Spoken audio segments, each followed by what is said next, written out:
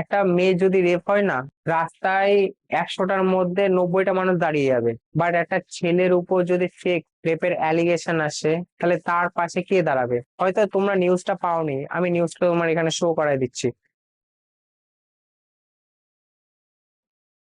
একটা English teacher একটা ছেলেরে ফেক রেপ কেস দিচ্ছে। এই জিনিসটা কত খারাপ দিকে যেতে পারে ভাবতে পারছো? যে একটা টিচার মানে একটা গুরু, সে যদি এরকম ধরনের একটা নোংরামি দোষ দেয় তার স্টুডেন্টদেরকে, সেই বাধ্যতামূলক সেই ছেলেটা থানা থেকে বেরিয়ে, তার মানে কিছু সময় জেল কেটে, ফেক কেস করেছে সেটা যখন রিভিল হলো, কিছুদিন জেল কেটে এসেই সে গলায় দড়ি দিয়ে নিজে আত্মহত্যা করেছে, তখন তার লাইফ তার কাছে নষ্ট হয়ে গেছে না? তার জন্য আমি প্রতিটা মেয়েদেরকে, প্রতিটা মহিলাদেরকে একটাই কথা বলবো, যে এরকম ধরনের নোংরামি একটা কেস দেওয়া থেকে না, হ্যাঁ, আপনার যদি ওর ভিতরে কোনো শত্রুতা থাকে, আপনি যদি ওকে পছন্দ যদি না করেন, ওর কাছে 10 কদম দূরে সরে যান।